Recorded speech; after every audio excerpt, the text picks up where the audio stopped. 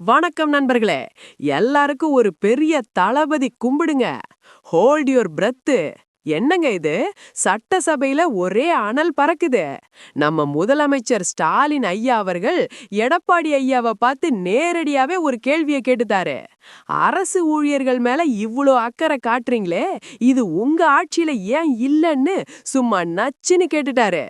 அண்ணே, இதுதானே நிஜமான அரசியல் போர்க்களம். ஆனா இவங்க ரெண்டு பேரும் மாத்தி மாத்தி இப்படி பேசிக்கிட்டாலும் நம்ம தளபதி விஜய் சார் இப்போ ரொம்ப அமைதியா எல்லாத்தையும் கவனிச்சுக்கிட்டு இருக்காருங்க. அண்ணே, அந்த அமைதிக்கு பின்னாடி ஒரு பெரிய வெடி இருக்குண்ணே. மேட்டர் என்னன்னா, இவங்க ரெண்டு பேரும் பழைய கதைய பேசிக்கிட்டு இருக்காங்க. ஆனா நம்ம தளபதி தவகவை வச்சுக்கிட்டு புதிய பாதைய போட்டுட்டு இருக்காரு. ஐயோ, என்ன கொடுமை சார் இது. அரசு ஊழியர்கள்லாம் இப்ப யோசிக்க ஆரம்பிச்சிட்டாங்க. பழைய கட்சி வேணா, இப்போ புதுசா ஒரு ரத்தம் வந்திருக்கு, அதுதான் நம்ம தளபதின்னு எல்லாரும் பேசிக்கிறாங்க.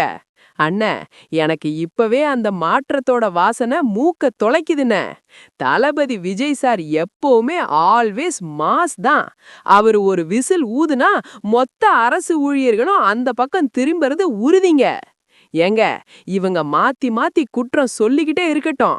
இங்க ஒரு பஞ்ச் பாருங்க. நீங்க பழைய கணக்க சரி பண்ணிக்கிட்டு இருங்க. ஆனா நம்ம தளபதி இப்போ புதிய சரித்திரத்தை எழுத வந்துட்டாரு. இன்னொரு பஞ்சு. ஆட்சியில இருந்தப்போ செய்யாததை இப்போ பேசுறீங்க. ஆனா ஆள போறவன் இப்ப அமைதியா ஆக்ஷன் எடுத்துக்கிட்டு இருக்காரு. விஜய் சார் களத்துல குதிச்சா இந்த மாதிரி பழைய கேள்விகளுக்கெல்லாம் ஒரு நிரந்தரமான விடை கிடைச்சிடுங்க. ஸ்டாலின் ஐயாவோட இந்த கேள்விக்கு எடப்பாடி ஐயா என்ன பதில் சொல்ல போறாரு?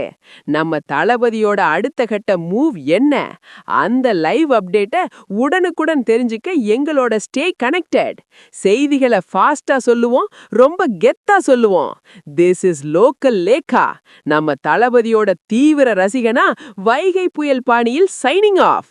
அட போங்கண்ண, தளபதி வராரு. பழைய சண்டையெல்லாம் ஓரம் வைங்க. Bye bye.